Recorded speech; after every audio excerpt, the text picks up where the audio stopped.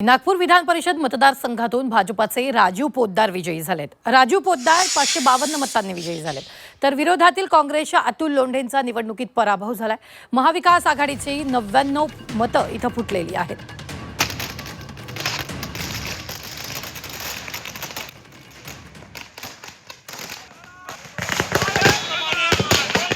निश्चितपणे आमच्या जवळ महायुती म्हणून 582 मतं होती आणि मला 682 मतं मिळाली आहे। म्हणजे 100 मतं ही महायुतीजवळ जेवढी मतं होती त्यापेक्षा अधिक ही मला मिळालेली आहे।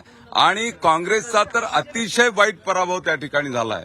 त्यांच्याजवळ स्वतःचे 170 होते आणि महाविकास आघाडी म्हणून 200 मतं होते, ते 130 वर आलेले आहेत।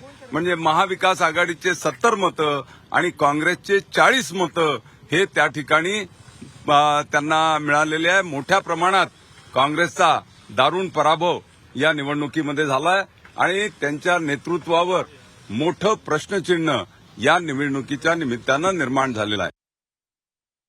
किती मतं फुटले, किती कोणाला गेले, किती काय घेतले, कोणी 10 लाख घेतले, कोणी 5 लाख घेतले, कोण कोणाच्या गाडीत बसून गेलं, कोणता मंत्री रात्री पेंचमध्ये कोणाला जाऊन भेटला, हे सगळं मला माहिती आहे। पण मला त्याच्यात कोणाला आरोप करायचे नाही, मला कोणाला काही म्हणायचं नाही आहे। जिसने दिया उसका भी भला, जिसने नहीं दिया उसका भी भला।